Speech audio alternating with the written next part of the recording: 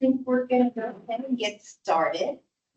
I am Annette Bogish. I am in the city's law department.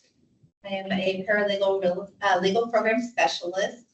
I have been doing this basically since I was 16 years old. I started out in a real estate appraising office, and I learned how to do appraisals.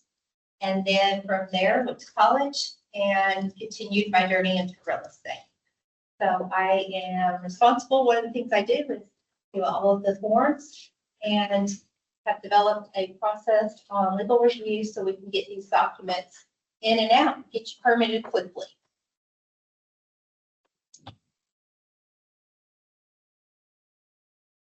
So through this course, we're going to go over how to just do your initial submittals, supporting documents, and what all those entail. How I get the documents over in the law department, since they are turned into development services, common pitfalls, and our final takeaways from the course. So when you come into the city for development, your city reviewer reviews your plans and says, oh, because of what you are developing, you need a restrictive covenant for unified development, or you need a unified development or a joint use agreement. Those documents, I will tell you right now, there's 2 of them for residential. They have their own separate category on the city's website. If you pull from any of the other restrictive covenants, you're going to pull a commercial too. So when it comes over to us, if you pulled a commercial template, we're going to say, this is a residential piece of property. Sometimes we can tell by the address, sometimes we cannot. So no, as you are developing residential, you always want to pull from the residential subsections in our list of documents so you do get the correct document. But your city reviewer is going to tell you which document you need. You're going to go to the city's website. It's development services. It's controlled by them. It's on their website. So as you navigate the website, you can pull up residential, even if you just do austintexas.gov. And you type in, and I say it because it's the easiest way for me to find them sometimes, the word drainage easement. Just do a search, drainage easement. It's going to populate all the times drainage easement appears. Well, one of them you'll see common easements, restrictive covenants, attack. That's your section that you want to go to. Those are all the city's forms for development.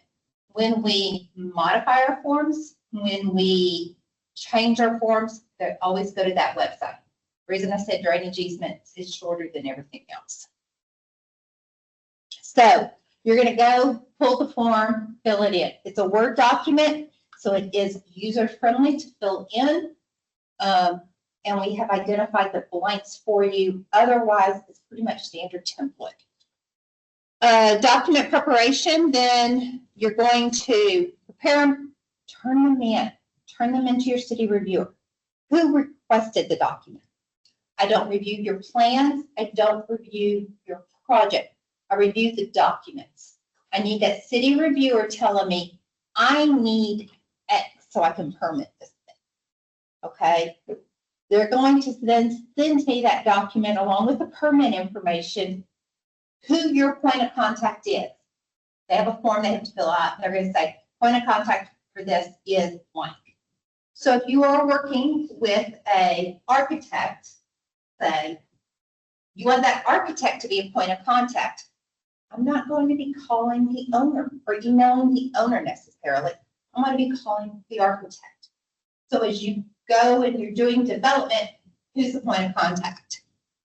If the owner calls me and says, hey, I haven't gotten emails from you on my status, what's going on? I'm going to tell them I'm emailing the point of contact, and I'm going to give them the name of that person. But that is usually who we will communicate with. The exceptions to this is if you have an attorney and the attorney is drafting the documents for you. We will contact the attorney directly, as that is something they should be working on.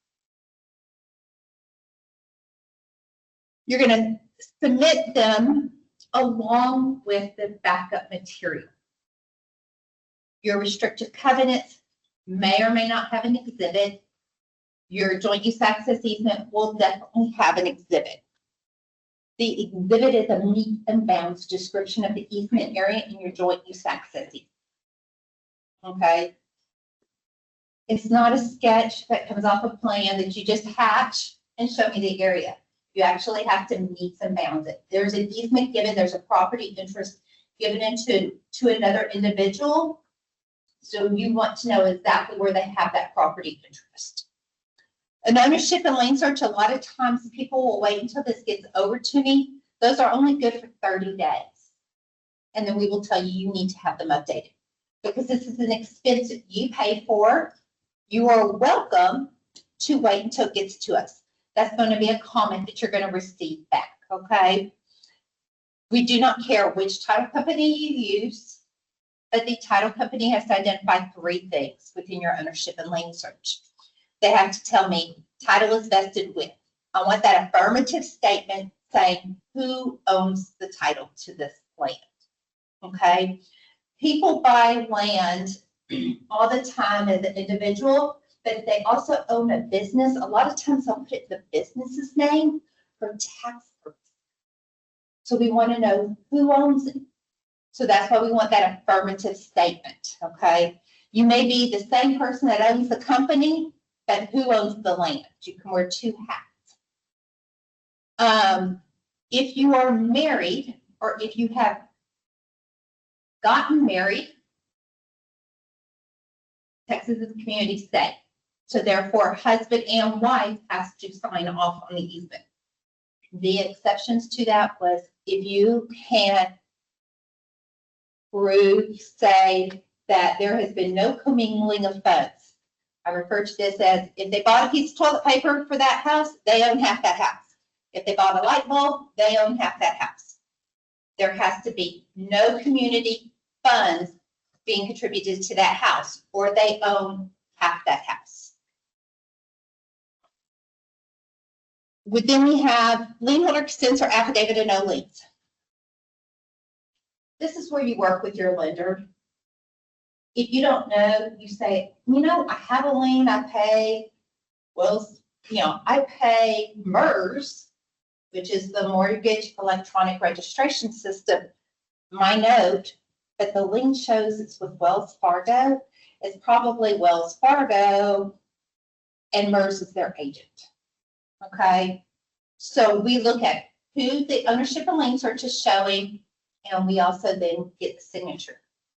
Please note, if it is a bank, presidents, vice presidents of banks, we assume they have authority to sign a lien holder consent.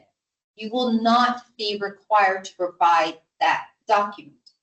If it is everybody else or anybody else, you need to. If it is MERS, because MERS is not a bank, it's a clearinghouse, you must provide signature authority. Within MERS, just so you are well aware, MERS can take you months to get a document through. I will caution you, if MERS is your lender, start early in this process and hound them. And that is just from learning. It does take a while. It's a clearinghouse. Everything has to go through one central office, and it does take a little bit longer.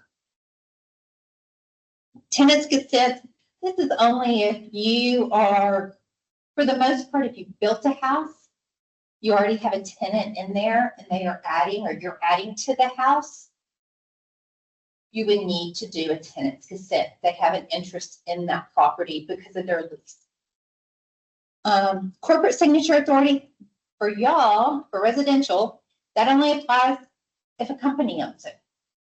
So if you are a husband and wife, but you also own a corporation, and the corporation is developing the property and they own the property, no, you're going to need to provide corporate signature authority. Okay. After recording return to page, this is so I can track the document. So I know which document it is. Believe it or not, people will send me documents They will not put any type of identifier on them and think I know where lot 10 and 11 of block 8.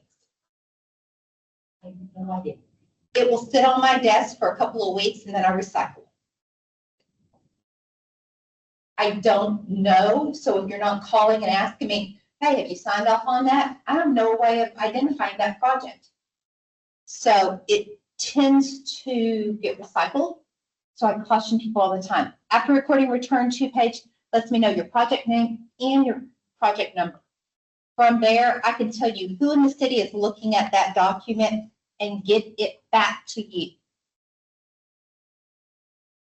And forgive me if you mentioned this, but on your title and lien search, can just the property owner do that, or they need to hire a title company? It needs to be a title company. We look for that third party to provide it. Now, I will caution you, ownership and lien searches, there's 2 ways that information can be acquired. Title companies will call it an ownership and lien search, an abstract and certificate.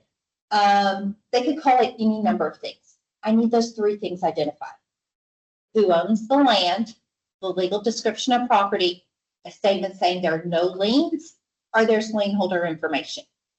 If you tell me there is a deed of trust document number blank, my comment back to you will be, please provide the document, because I don't know who the lender is. You gave me a document number. Okay?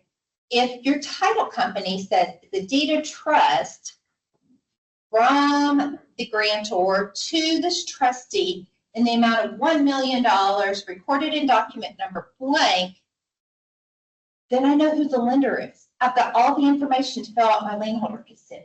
So it depends upon the title company. If you choose to use a title commitment, you're welcome to do that. The differences are ownership and lien searches, $100 to $150. Title policies, $350 plus usually. Is that title commitment still within that 30-day? Still is within. If you just recently closed on a piece of property, you are welcome to use your closing documents. If you are in the process of closing on a piece of property and you've got closing happening in a month, but this document isn't going to be done till after the fact, you can reach that title company. They can provide you a document that you can use ahead of time. This is who it is right now. This is who's being proposed to be owner. We can't sign off until you actually own it, but that will satisfy the requirement too. We also do not control the time it takes. It could take a title company a couple of days. It could take them weeks. If it goes to a plant and that plant is outside of Austin, it could take you even longer than that. That is something that is out of our control. It's with the title company, okay? Some of them do them in-house, some of them do it at plant based. Should the title company list the liens that are over 10 years old? They should list all liens that affect the property.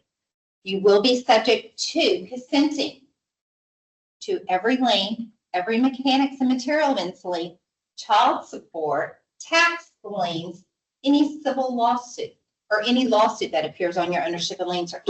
They all have an interest in the property. You must consent to that.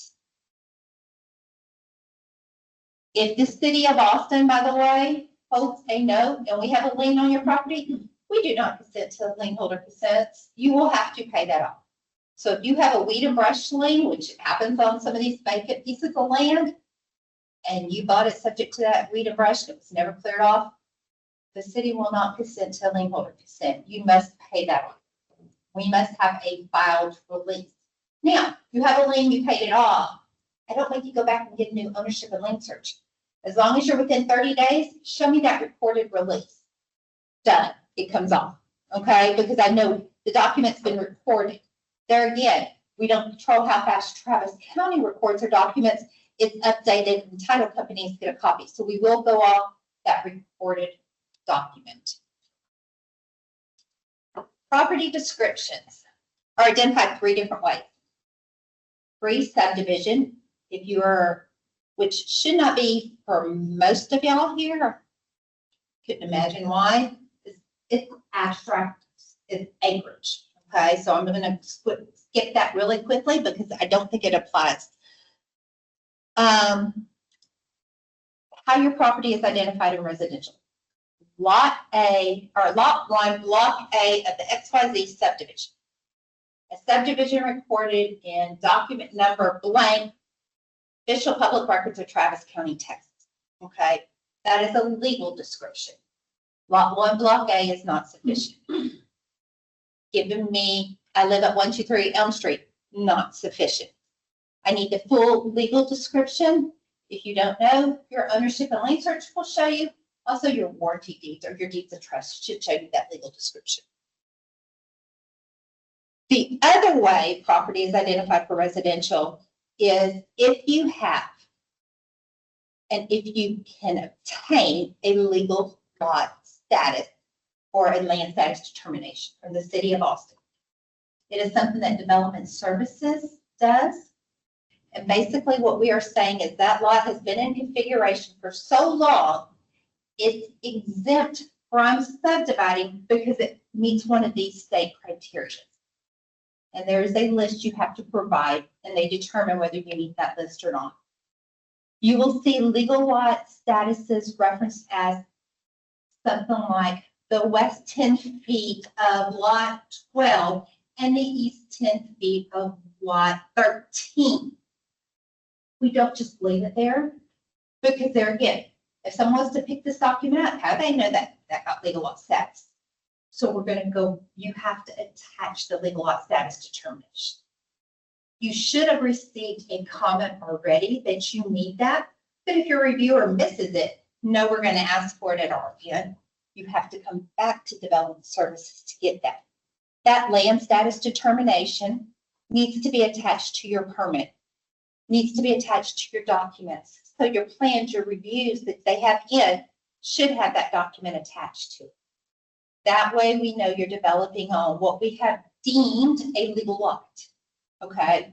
We don't want something that is being developed on a half a piece of land. That's an illegal subdivision. So we want to make sure that what you're developing on is indeed a lot for development purposes. Know if that happens, your ownership and lien search may be worded a little bit differently. We do try to work with those really closely because of the way your warranty deed, which is how you have to get legal lot status a lot of times, and the ownership and lien search change just a little bit. Say you have a lot, but when you bought it, you bought 0.123, and I don't know how big that is. Sorry, guys, it's a math thing. 0.123 acres out of this lot. My comment to you would be, one, why are you subdividing? Or why don't you have legal lot status? Or two, wasn't it save and accept? Did the city can, county can, state can, so any governmental agency can come and take your land through eminent domain. If we are building a road and we take part of your land is still lot 1, block A. Save and accept the portion that was conveyed to this governmental entity this way, okay? So we don't change your legal description. We say save and accept the portion that was removed. We don't make you go back and replat or anything. If that street, say it was for a street purpose, was ever vacated, it goes back to you. Half will go back to you, half will go back to the other adjoining owner. So if it's a street, one side gets half, the other side gets half. Okay? That's why it's a save and accept. It doesn't change your property description. It's still lot 1, block A out of subdivision. It's just you have property removed from that by a governmental entity. For signature authority, I'm going to go really, and I'm going to skip these next 2 slides. They don't really apply to you. Just know, y'all will, this is being recorded, correct? Yes. Y'all will get a copy of this. If you need signature authority, you have an LLC. These have to be current within a year. So if your corporation is older than a year, you're going to have to update it anyway. know the things we look for in any of the next two slides, whether you're a corporation, limited partnership, a general partner, an LLC, a DBA, anything like that. We want to know the person signing, their title, the entity's name, and that they can sign on behalf of that entity for a real estate transaction document, okay? That's what these are. Easements and restrictive covenants, you're actually doing a real estate transaction. You're restricting your property, you're giving an easement, okay? If you're doing a joint use access easement, do you need both owners? Yes. Even if the joint access is on Jay's lot and I get to drive on it because that's how I'm taking access, it still requires an ownership and land search for both lots. And both lots would have to consent to it. We need the lender's okay, and we need both lots to be a party to it. A lot of times that will happen is if one joint use is all the way up, they at least have to touch the other lot. Okay? Joint access always has to front to public right of way. The submittal and review, city reviewers, there's an internal tracking system that we have. The reviewers have to fill out a form, like I said, they upload the document. I get an email as soon as they upload the document saying you have a document uploaded, okay? Because it's an immediate transfer, just know, if your reviewer says, I'm sitting here right now and, I saw him upload it to the system and you should have it, can you look at it right now? It doesn't actually get accepted for review until the next business day for us over in law. Our review time is 3 to 5 days. Now, if it's been a couple of weeks, you haven't heard anything, you want to know, I'll let you know. Do I have it? Do I not have it? It may be there was a typo and instead of the PR number being 2024, it was 2022, which happens, but I'll let you know. I can search by number, I can search by name, project name. So they're going to upload it to the system. Once we get it, we're going to reach out to your point of contact. It's not part of Amanda. It is an email. You're going to get an email. We're going to go back and forth on emails, one time, 100 times, whatever it takes to get your document approved, okay? Once we approve it, you're going to get an email from us saying, looks good, get it signed, get it to me. The law department signs off on it. You have 2 ways of handling that. We can either take it over to development services. When we go over to development services, we usually go over once a week. So it depends on where you're at in that week's round. Or you can make an appointment. When you make an appointment, no, I am 1, going to be in the office. 2, I'm going to have an attorney. And 3, you can take the document physically with you. I put it in a sealed envelope. I put a piece of tape on it and I sign it. You can then take it over to development services, have an appointment with your reviewer, get them to sign off on it right away, and you're at the courthouse recording that sucker. You get a copy of it. You're right back here saying, here's my recorded copy, city, issue my permit. If that is the only thing waiting, they can issue that permit. If you are waiting for Travis County, you don't take a copy, you're waiting for Travis County to send it back to us so we know it's been recorded. You're at the mercy of Travis County and how long it takes them to record it. So it is much faster, and I advise you, always take a copy with you so they can file stamp that copy for you, because the original comes back and is part of your city project file. Okay.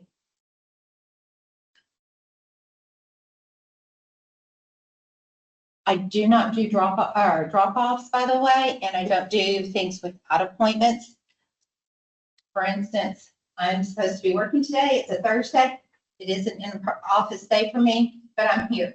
So if someone comes by for an appointment and I'm not in the office, they've wasted their time, their gas to get down there. They're frustrated because I'm not there, but I have my calendar blocked off.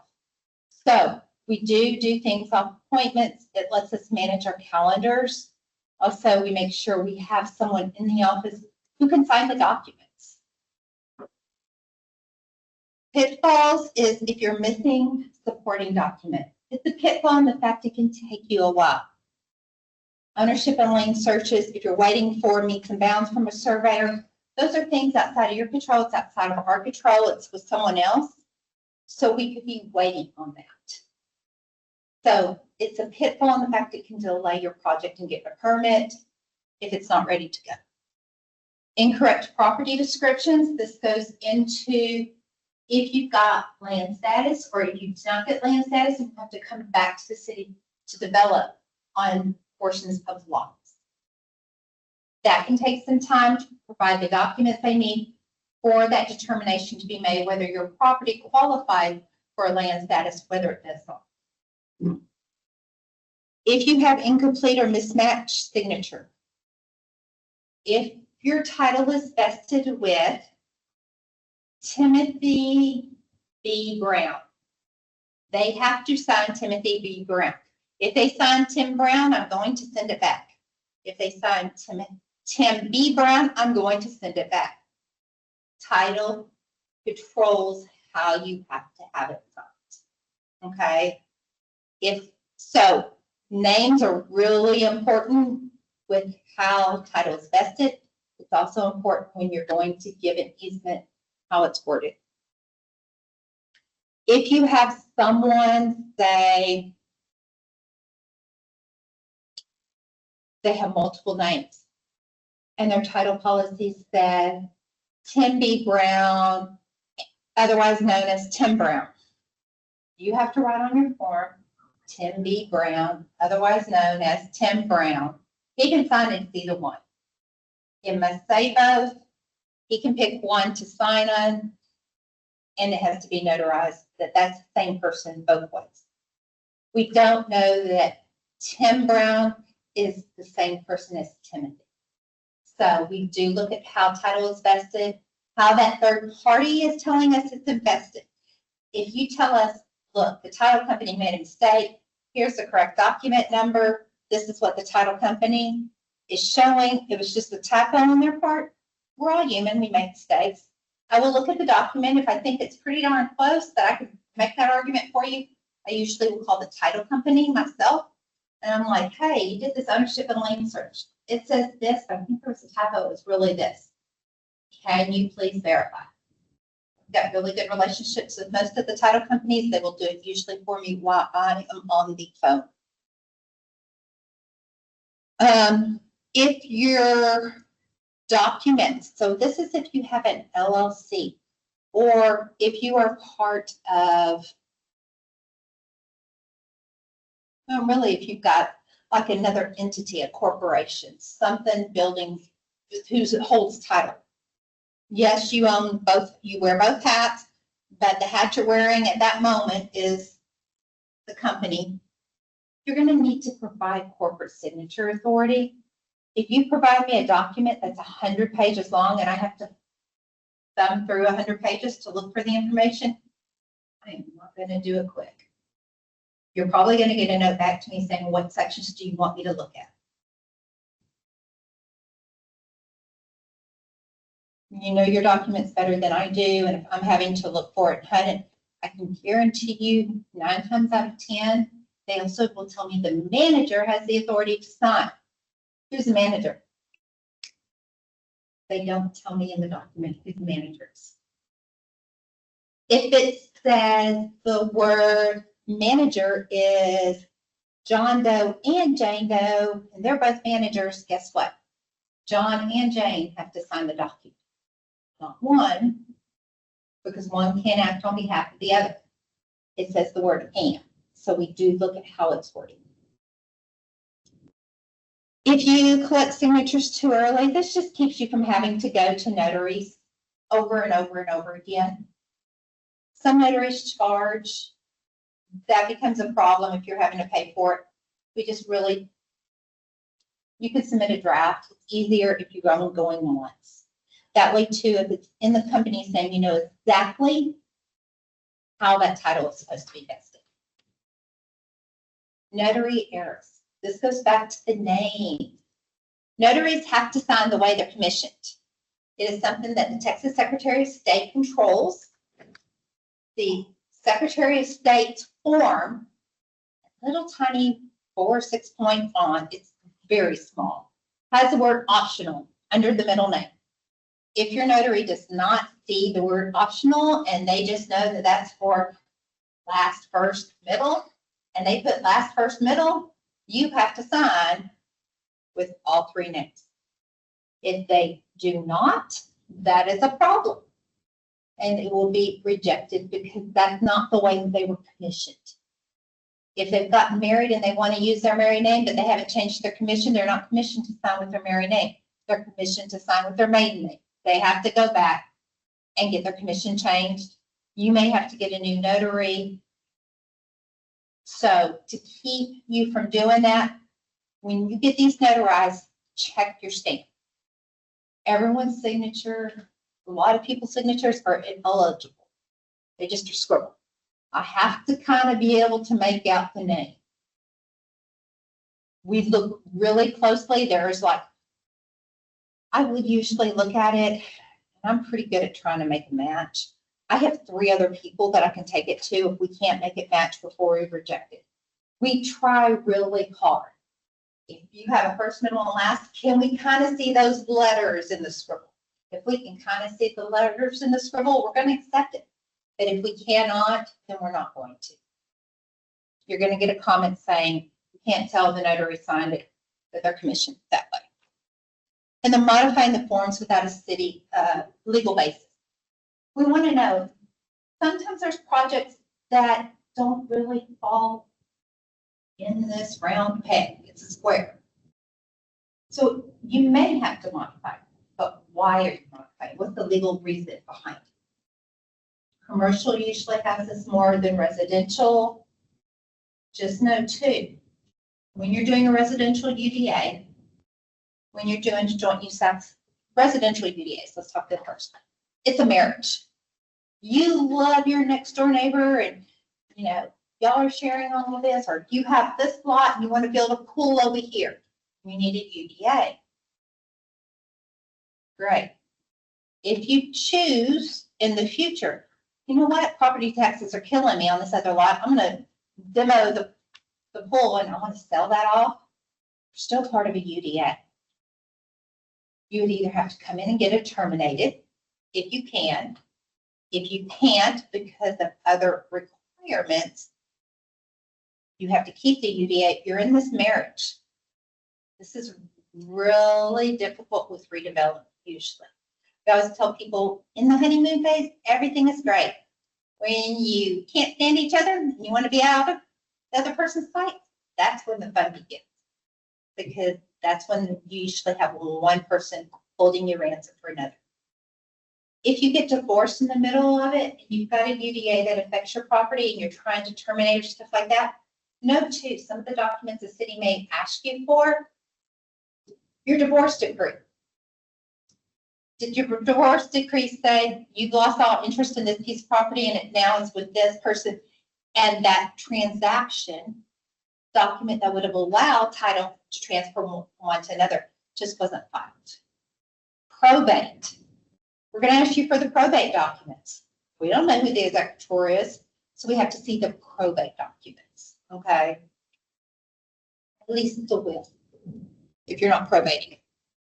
So there may be additional documents based upon the circumstances of it.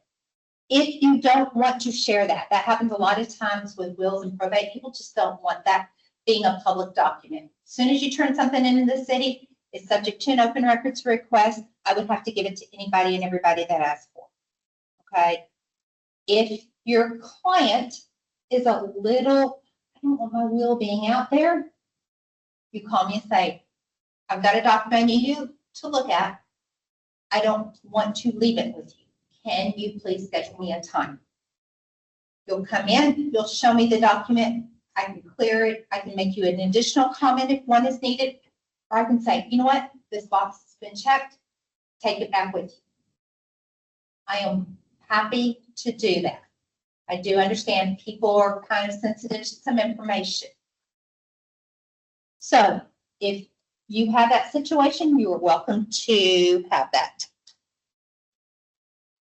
What we really want to do is we want you to understand how to get through the city process to get documents approved that are legally sufficient. We want you to be able to leave with a greater understanding of supporting documents, what's being asked, why we ask for those things. And then we want you to be able to avoid common mistakes just so it doesn't result in delay. The city's law department's goal is to get you in and out as fast as we possibly can. I always tell people I am used to be the only one that got me someone new. She is learning this stuff. I do them all for development services, Austin Water, Austin Energy Parks. Pretty much every city department that needs easements or restricted covenants come to me. If I can get you in and out, I want you in and out. You're welcome to come and visit if you want. I just don't want your project in my office. So if I can get you in and out and get you a permit, I'm going to do it. If you haven't heard, I'm going to stress this again, if you haven't heard, please, please, please pick up the phone call and say, why haven't I heard from you? I'll tell you. Oh, well, we sent this to your architect, and if anyone's an architect, sorry, not picking on you, just majority of architects do residential. I sent it to your architect like 5 months ago. They haven't responded. Falls in your court. I will have owners who will do that. Why are you holding my project up? Haven't.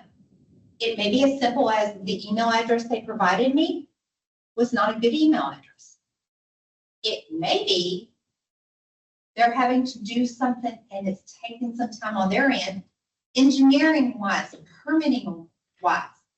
Are they taking access from TxDOT? Are they working with TxDOT to take that access? Is there a requirement they need to check there so they can get that joint use access to their lot?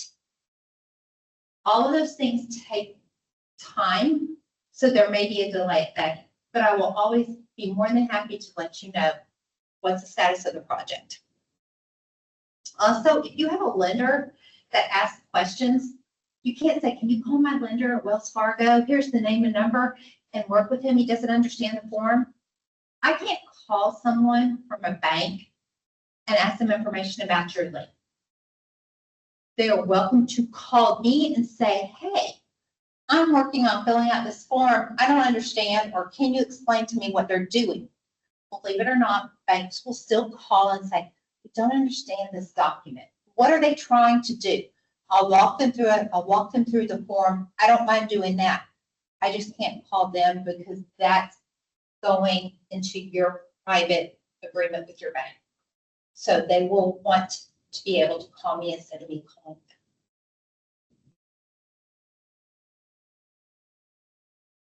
And then the city's website. So just if you're wondering, all the city's forms are here, but like I said, you can always put austintexas.gov, doing that search function, drainage easement, all of them. This page will come up. It's called Common Easements and Restrictive Covenants. There's a separate category.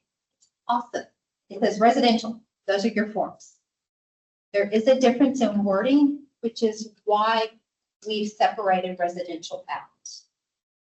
Know if you're changing something in a joint use too. If the joint use is on your property, you can't modify it without your neighbors. There again, kind of in that marriage thing, if you think about it, y'all share that joint use. It's how you got permitted. It's for both developments. Both owners have to sign off. And then if you have any questions, that is my email. If you ever need to visit me, I am not at PDC. I am at City Hall. I am on the 4th floor at City Hall. We do have security on the 1st floor. You have to check in. They'll check in and say, I have an appointment. I don't remember what floor she's on, but her name's Annette. Trust me, I'm the only one in the building that's named Annette. And 8 times out of 10, every one of mine is checking in at a security. I think I employ them because There are days where they just are sending me people up all day long. So they're very used to people coming in and saying, I need to meet with an app on, I don't know what floor. They'll send you straight up to me, okay? Otherwise, you can't walk up, like I said, directly to the office. You have to check in with security, and I do things by appointment, so I know I'm there at the time. We've had situations where documents will get misplaced in other people's mailboxes. That's why we stress now, make that appointment if you plan on dropping off. Don't just show up and drop a document off. If it gets misplaced, I have 15 attorneys I think I support. That's a lot of people's offices to go through to look for documents. Mine is very organized. I can't say that for some of the attorneys. So it does take a while. It can delay your project, and sometimes we just can't find it out.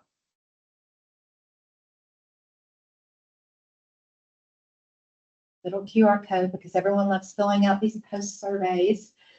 Post survey, they do ask that you fill this out, but I will open it for any questions that you may have. Are you doing one of these for commercial developments? I did yesterday. No way. I did yesterday. So for the most part, it's like this. I stress a little bit more the corporate signature authority documents that I just briefly touched, just because it doesn't happen that much. Are you with a firm or individual? Yeah, we work with Joiner. We work with Jordan actually. With who? Joiner Group. Oh, I'm coming to y'all's shop, I think. Oh, really? Yeah. Jordan talked to me about it the other day. Awesome. So, and I do that. If you work with a firm, I do these little spills at your office. I will usually go to your office if you need me to. If you're doing a lot of development and you just be like, I really want more information. Can you show me? Can you teach me? Contact me. I am more than happy to do these. We just want you to be able to be permitted to get out as fast as possible and to make sure documents are legally sufficient.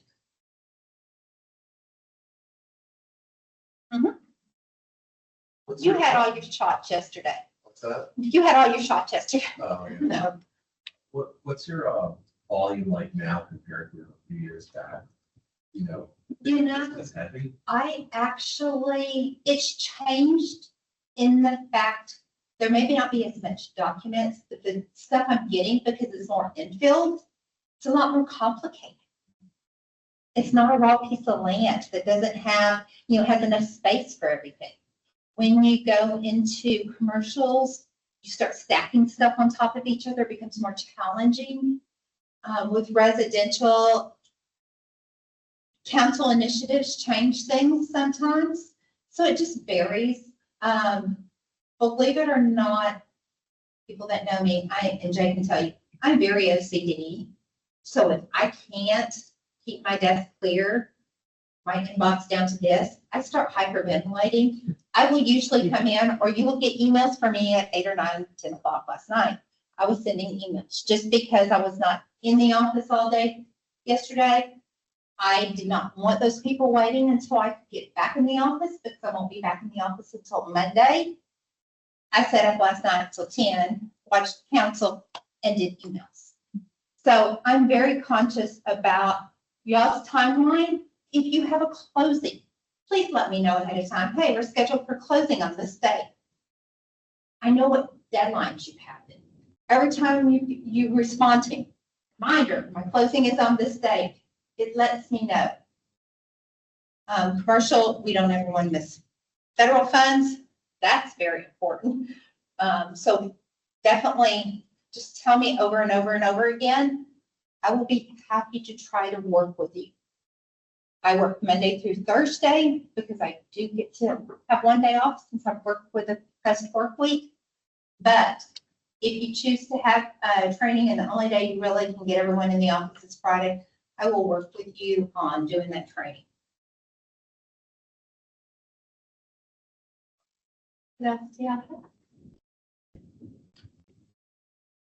Biggest issues with residential, I see property descriptions and pre-property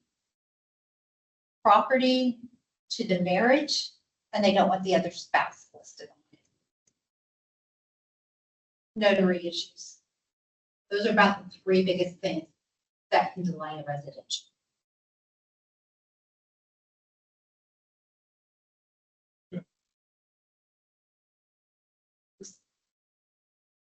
If someone can pass those tests to me. I've only had one lady who actually passed it. I told them yesterday, she had her own piece, her own funding came in from a trust. Her husband had his own down the street. They had blessed marriage. They were out of each other's life and they each owned their own homes. They didn't even go to each other's homes. Like they weren't even allowed. She goes, this is mine. It was an inheritance. He has his. It was an inheritance. We want them separate. And I'm like, okay. They were happily married. It was the strangest thing. They're married. They get together. They do things, but they each have their own house. They each take care of their own stuff. Good. It worked for them though. And literally, she brought me in all the documentation I ever asked for. So she knew her stuff when it came to her private property. As for corporate signature authority,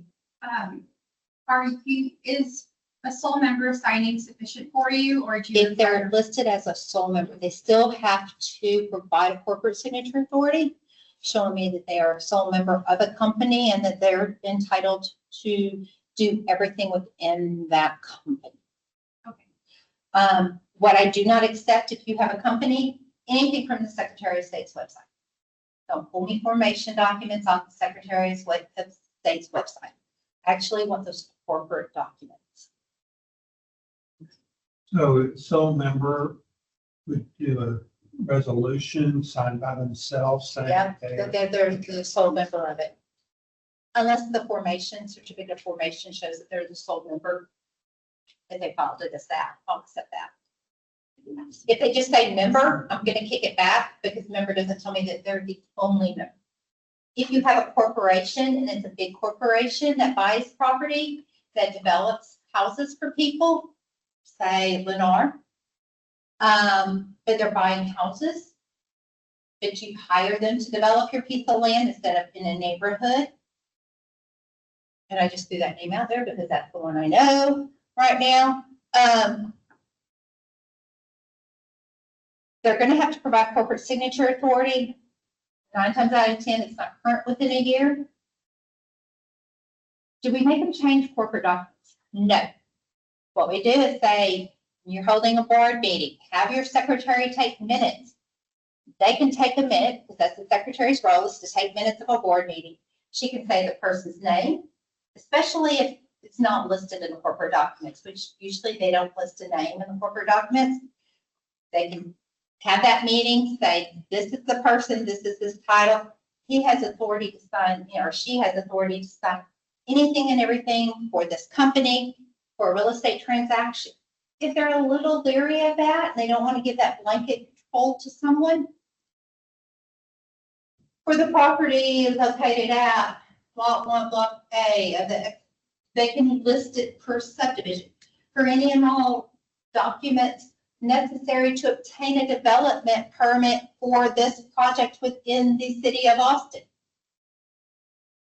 I will caution you, if you have to withdraw and resubmit, if something doesn't go forward 1 year and you decide to pick it up the following year, if your permit expires before you do it, those are all things that can delay you and you may have to go back.